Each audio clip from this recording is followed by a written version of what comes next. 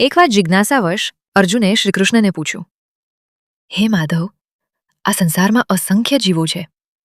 તમે દરેક નાનામાં નાના જીવની ચિંતા અને તેના ભોજનની વ્યવસ્થા કઈ રીતે કરો છો?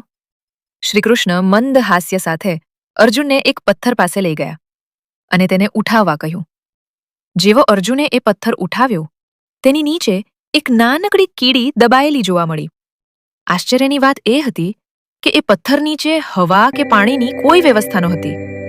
છતાં એ કીડીના મુખમાં ચોખાનો એક તાજો દાણો હતો. અર્જુન આ જોઈ સ્તબ્ધ થઈ ગયો.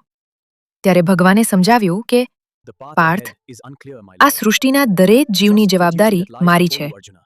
જ્યારે કોઈ જીવ માટે બધા રસ્તા બંધ દેખાય ત્યારે પણ તેની રક્ષા અને પોષણ માટે મારી વ્યવસ્થા કાર્યરત હોય છે.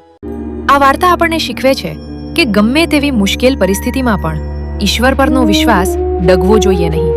જો તમને પણ દ્વારકાધીશની આ દિવ્ય વ્યવસ્થા અને કૃપા પર અતૂટ વિશ્વાસ હોય તો કોમેન્ટમાં લખો, જય શ્રી કૃષ્ણ.